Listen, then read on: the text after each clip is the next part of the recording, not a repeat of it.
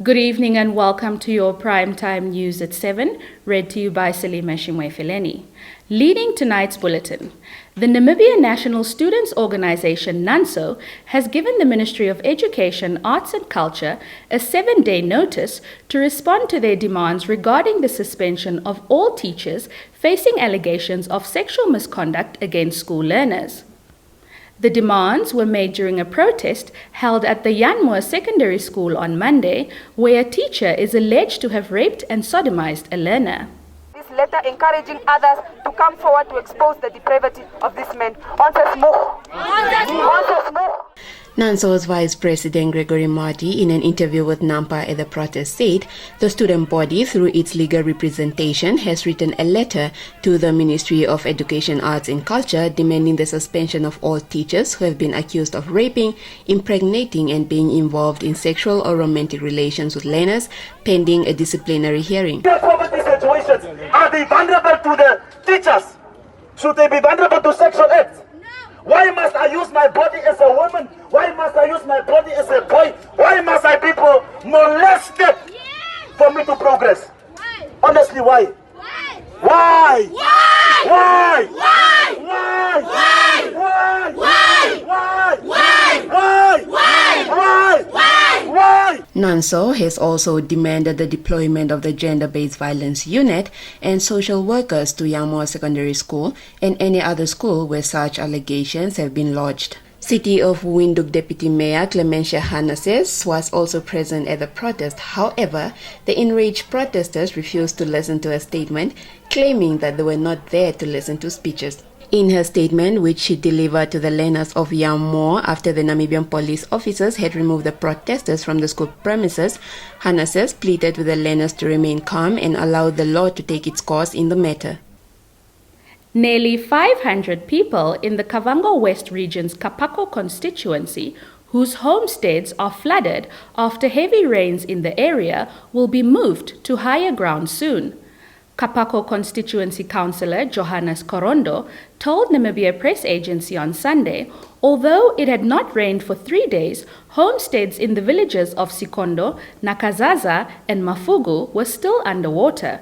The councillor said a similar situation was experienced in 2009 and inhabitants from the constituency had to be moved to higher ground where they remained until mid-May of that year. The Bank of Namibia on Monday donated medical equipment worth 200,000 Namibian dollars to the Keetmanshoop State Hospital. The equipment, which includes 2 electrographs, a suction machine, 4 oxygen flow meters, and 2 vital signs monitors, were donated through the office of the Karas governor, Aletta Friedrich.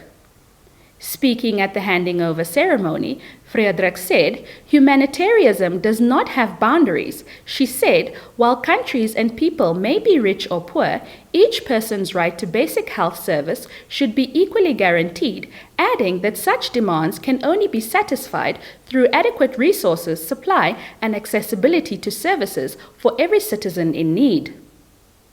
The Bank of Namibia on Monday celebrated women in leadership of commercial banks in Namibia.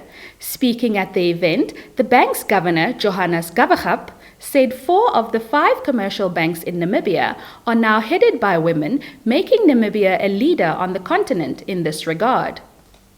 Vera Adrian retained her crown as national champion, while Driekus Coetzee became a national champion for the first time after winning the 2021 Nedbank Namibia National Road Cycling Championships on Sunday.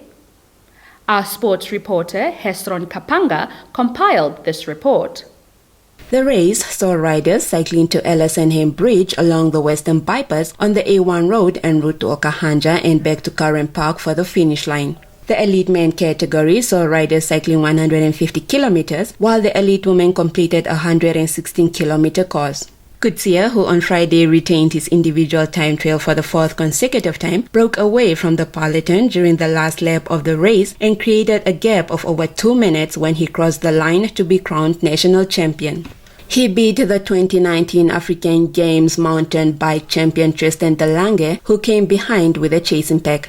Ingram Cove came fourth but will stand on the podium in third place, as Alex Miller, who came third in the elite men's category, will be crowned national champion in the under-23 category. In the elite women category, Adrian retained the title she has won for the last 3 years in a row and will thus represent Namibia at the 2021 Olympics Games. She finished off the race with over 45 seconds ahead of the chasing pack. Speaking to the media after crossing the finish line, Kutsia, who has for the past 3 years missed out on being crowned champion of the elite men's category, said it felt good to be crowned national champion. He added that after breaking his collarbone in December, he trained so hard when he recovered, but credit should be given to all his sponsors who have been there for him for a very long time. Adrian told the media that she was happy to see more women cycling, which indicates that the sport of cycling is growing in the country. That's all the time we had for you tonight. Many thanks for tuning in. If you're new to our channel, please subscribe, like, share, and click on the notifications bell to stay up to date with the latest happenings locally and globally. From myself, Salima Shimwefeleni, and the entire Nampa crew, it's good night.